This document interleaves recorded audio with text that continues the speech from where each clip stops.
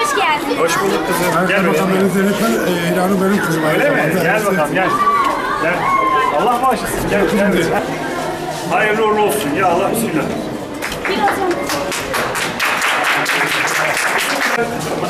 Bizim amacımız başlangıçta. Evet.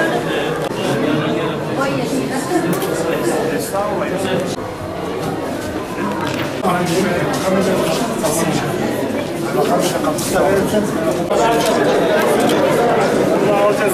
İçine birkaç noktaya koyacağız. Numarası. Sayın Kaymakamım, bizim şu an yukarıda tasnif edemediğimiz, topladığımız yapılarımız var. Evet.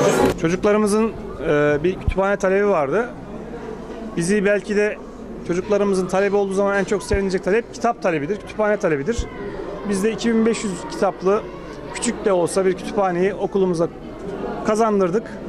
Onlar okusun yeter ki onlar kendilerini yetiştirsinler.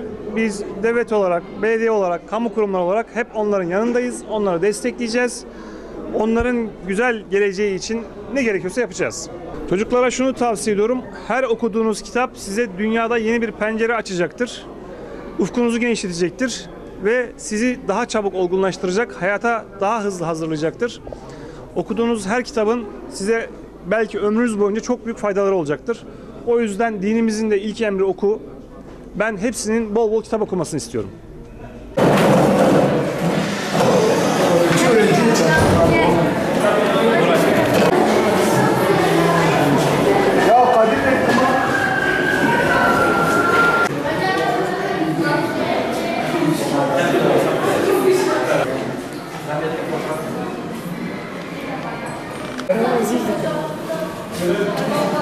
iyi.